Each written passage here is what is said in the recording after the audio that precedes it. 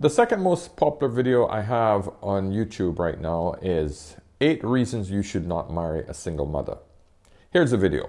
I have the utmost respect for all females, but this is a male advisory channel. Gentlemen, I would not advise you to marry a single mother. Here are the 8 disadvantages of marrying a single mother. 1, you can never discipline that child. It's not.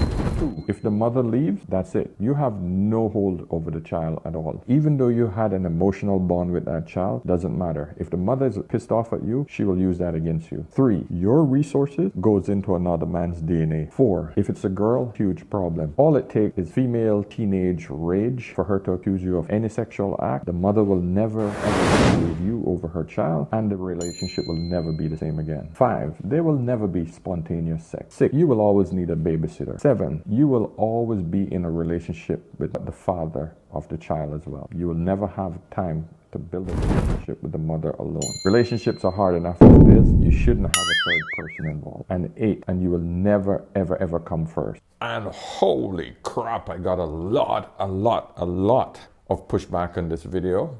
A lot of men and even women have agreed with me. But one of the most popular, by far, questions that ever came up: what about the men? Women claiming that the same thing applies to men. Women should not marry single fathers. Here's the reasons why the same rules don't apply to men. It is a double standard. So throughout history, men have always been the providers. Most women, the second they have a child, they're pretty much relegated to taking care of that child from their birth until that child could take care of himself, right? Throughout history, men have always taken care of fatherless homes. Why? Because back in the day, more men died in war. Even today, tens of thousands of men are being killed in wars. Ukraine right now, around 10,000 men per month they're claiming of men who are dying.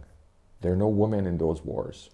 What do you think are going to happen to all of those fatherless women once this war is over? Or even now? Those wives are going to need men to help them bring up their next generation. So of course, these single men are going to step in and either marry or help out these women whose husbands have died in this Ukraine-Russia war, in the Iraq war, in the Al-Shabaab wars, the wars that are happening all over the world. Thousands, hundreds of thousands of men are dying more than women. So please don't start with this, oh, well, does the same rules apply to men? No, the same rules don't apply to men. As long as that man is capable, understand these words very carefully, as long as that man is capable of providing for his existing child,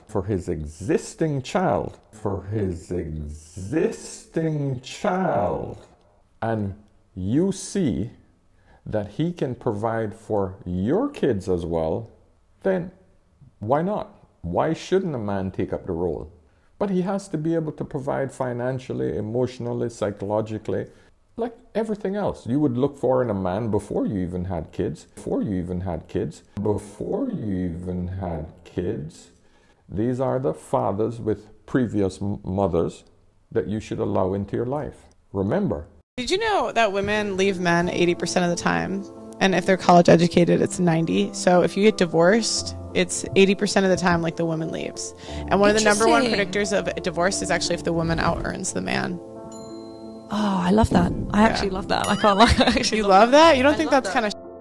No, I'm like, girl, you go get that. You go get a man, and like, yeah, you go get that. Like, really? Yeah. Like, why is there like a lack of empathy for men? It's like, not a lack of empathy. But there is, because like they're breaking up a family and lifelong commitment in a home, and your reaction is you go get the bag, sis, or like, I'm so happy for you. When that's actually a really that's a sad situation. Like, your wife is leaving you. 80% of the time, women leave marriages. And they leave these men. It isn't men that are leaving marriages with kids. 80% of the time, women leave. So the times that you're seeing men leave from a marriage with kids, is 20% of the time. 20. That's it. But of course, women are, oh, these fathers are leaving mothers with kids. No, men do not leave marriages. Why? Because the cost of leaving is extremely high. Alimony, child support, legal fees, you name it. They are all at the cost of men. Men do not leave marriages. So, when you do find a man who has kids, please note that there is an 80% chance that that woman left him, not the other way around. And most of the time, the woman has left him not for valid reasons, usually because she wasn't happy. That's not a reason to break up a family. So ladies, understand, there are a lot of good fathers out there. Let's look at a little history. Let's look at Genghis Khan. Genghis Khan was known as a super breeder in Asia. Okay, I'm going to just read you a quote. Since a 2003 study found evidence that Genghis Khan DNA is present in about 16 million men alive today. 16 million! The Mongolian ruler's genetic prowess has stood as an unparalleled accomplishment. But wait, he isn't the only man whose reproductive activity still shows a significant genetic impact centuries later. A new study conducted by a team of geneticists has found a handful of other men who founded prophylactic lineages. The geneticists analyzed the Y chromosomes of more than 5,000 men from 127 populations. They found 11 Y chromosomes sequenced shared by more than 20 of the analyzed subjects.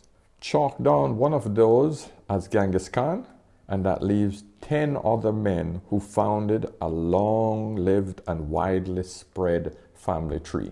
So all I'm trying to explain to you is that men throughout history have always had more than one woman. Always. And I can go on. Let's look at modern times. Let's look at the most popular baby daddy we got in modern times that most Americans know. American super spreader, Nick Cannon. Oh my God, you guys are having one big... Nick No Condom Cannon can't seem to keep it in his pants. At this rate, he's going to beat out the Kardashians. He has a handful of baby mamas and a bunch of kids. So Nick Cannon is on his 11th child with 6 different baby mothers. Think about that. Mr. Nick Cannon. Nick Cannon welcomes baby number 11 with number 12 on the way. Everything you need to know about women not caring about how many kids a father has, you can see it right here. All she cares about is, can that man provide for me and my child? That's it.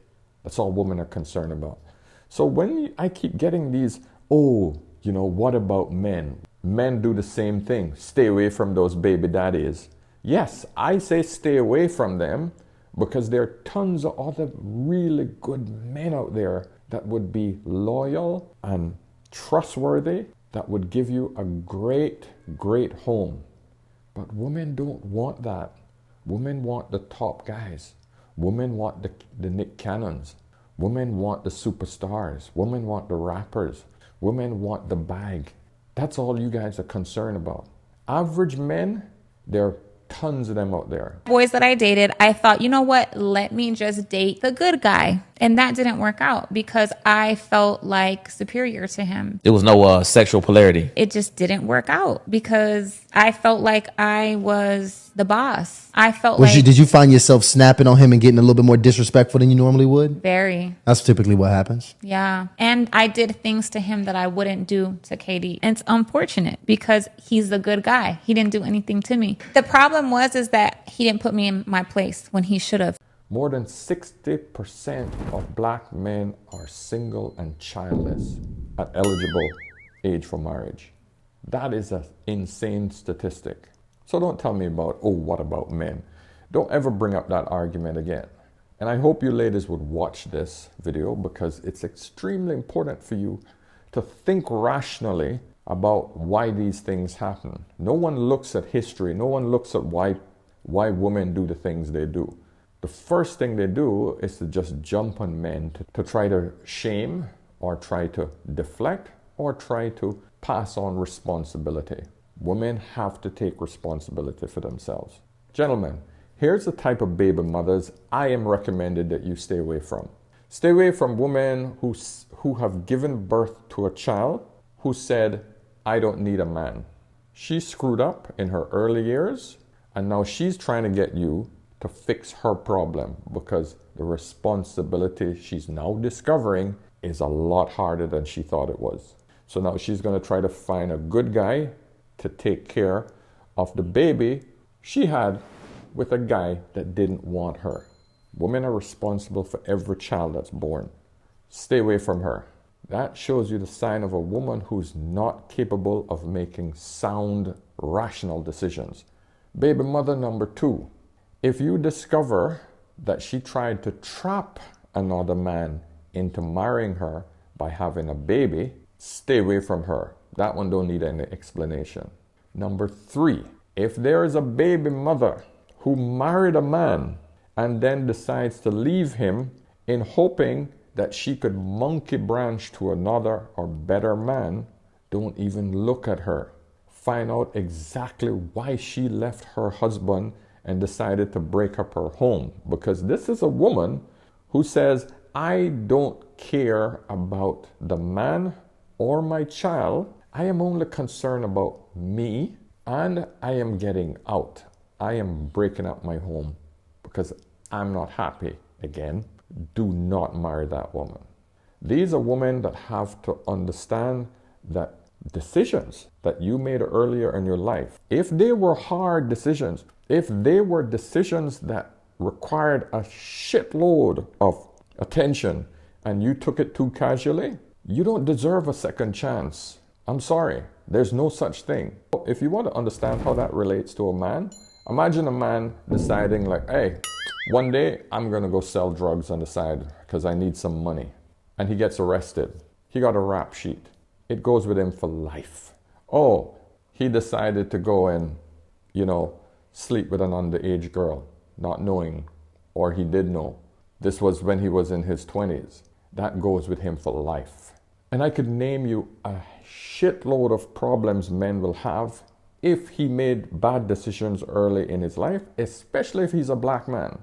That goes with him all through his entire life, and he has no choice but to deal with the consequences. So when women make a big error, like bringing a whole human being into this world and saying, hey, I don't want to be responsible, I don't want to be mature, I need somebody else to come in and bail me out. You shouldn't be the bailout guy. I'm sorry, ladies, you don't get a second chance. There's certain things in life where men realize he's not going to get a second chance. Yeah, life isn't fair, but men know it. We know it. Let's read some of the comments. Paul Waters, nice name, buddy. Everything you just spoke of describes my last marriage. There's no way to win. Best true video I've seen in years. Keith Thornton. Keith Thornton says, even if it's your kid, this can still happen to you. Be careful, young kings. Yes, of course. Every single one of these things can happen to you with your child. But you have options. And it's your child. You can discipline him. When the mother goes, if the mother goes, you still have options. And I can tell you, people will put up with anything for their DNA. Don't believe me? Try going on a plane and hearing a baby cry, right? It will drive you insane. And now, go on that same plane, and when you hear your child cry, nothing. You feel no stress. The first thing and the only thing you want to do is console them. That other person's child, you want to kill that little shit because it's annoying. Because we're hardwired as individuals, as a species, to always cherish our own DNA. We will tolerate anything for our own DNA. We will jump through fire for our DNA. We will not do that for another man's. That includes women. There's a difference. Let's read some more. This one is from Shibongil Shiboza. I'm butchering your name. I do apologize, but it's a good read. My parents are still happy together after 45 years. My mom had 3 children before marrying my dad, and they had 3 of us together. We are 6. I couldn't have asked for better older siblings. My sister and 2 brothers. I'm 43 now. I'm married to a man who has a son before marriage, and we have 3 more kids together, and they love their big brother. Here's the thing. I am not saying it can't be done, but I already listed the mentality of the woman that a man should marry. If the woman who's coming into a marriage with another man's kids, if she's not able or unwilling to submit to the current father, the man who's stepping in to help, this is what I'm talking about. My mother came to my father with 4 kids. Now, this was way back in the 60s. Women were different back then. My mother stepped out of a seriously abusive relationship with her previous husband who used to drink a lot, right? She was a beautiful woman. My father scooped her up. They're both immigrants. But my point is, women today are different. It's not like the old days where women understood their roles. My mother was a very submissive woman to my father. She understood that he is the man of the house. So as long as you understand the role that you're giving to the new husband and realizing that he's actually doing you a favor by stepping into the role, then it can work. The problem that we find in today's modern society is that most women don't want to give up this idea of control. So the man is only a wallet. He's not a father. That's what I'm warning men against. So ladies, if you want results as a mother, you got to realize that you're stepping into a situation where you don't have a lot of leverage, and you should appreciate the role of another man stepping in to take care of another man's seed. See, you don't understand the severity of the situation when it comes to genetics, because you know 100% that that child is yours. 100%. You're quite satisfied that your genetic line is going to be passed on. You have no problem with that. What you're not seeing is that the man coming into the relationship, that is not his genetic line. His genetic line stops right here with him. So if he's not passing on his seed via you, what vested interest does he have? What is life all about? To pass on your genetic code. That's it. We come, we live, we serve, we pass on our seed, we die, and our next generation goes on. You and I come from a long line of individuals who did this exact same thing. Forget legacy, because a lot of people today have no reference or no idea about legacy. All you have to think about is my genetic line. That's it. So guys, let's read a few more and then we'll cut this video short. And of course, guys, listen, if you're getting value from this, please give me a thumbs up. If you're getting some good feedback and understanding about life from an older guy with experience, please give me a thumbs up, hit the like button, do anything to support the channel. And of course, if you guys want to buy me a cup of coffee, hit the coffee button down there. It helps. It helps to support the channel. I want to expand into live shows and then eventually start doing some more podcasts because the channel is growing quite fast. Yeah, and seriously, I really appreciate the support. All right, let's just read a few more. Okay, Rodovik Nikolov. Sounds like Russian, Ukrainian. Maybe if her ex has passed away. Otherwise, I agree. It's too much of a risk, not worth it. So this is a man that's saying, yeah, okay, if this single mother's husband have passed away, then he would probably take the risk on making her a wife. But I understand. Ladies just don't understand the risk for men because all of the upside is for you. There's a huge risk for men, financially, psychologically. You women don't get it. Michelle G's. I'm a single mom and sadly, I eventually learned this is true. Not for all. Of course, she had to say not for all because that's the generation we live in. We cannot make broad statements without putting that justifier in there. Yes, you're right. Elijah Hume says, this has been so very true in my life, and I know so many others. Yeah, this is an important one. I mean, I spoke about one of the problems is the woman having, that single mother having a girl, which is the biggest risk for men. and that girl growing into a teenager, and you're trying to discipline a teenager that isn't your child. She doesn't have the degree of discipline to make her feel that, hey, this is daddy, this is the new daddy. All it takes is for her to accuse you of a sexual act, regardless of how small it is. Oh, he looked in my room and I saw him looking at me funny in the shower.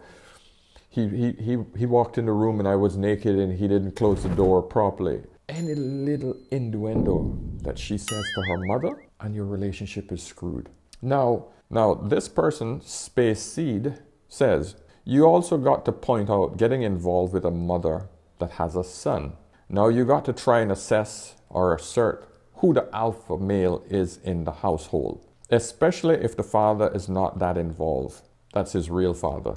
But being involved with a woman who was married and has children already doesn't always have to be a negative outcome. I agree. Then we got biblical. I'm so thankful that Joseph and Mary, Jesus, never had this problem. Heart emoji. Thanks, Aware 75. It's neither here nor there whether you believe the biblical story or not. I'll leave that where it is. And I'll finish up with a positive one. Johnston Muguru. You've spoken like 10 wise men. I hope my brothers are hearing. About those that are already in, we shall pray for you for God's intervention. Oh, man. Guys, thank you so much for listening. I really appreciate you guys staying to the end. Listen, let me know what you think. Let me know if you have any comments. Hit that like button. Subscribe if this is the first time you've been here. And I look forward to speaking to you guys again in the next video on Ask an Older Man. Just remember, whenever you're in doubt, always ask an older man. Cheers.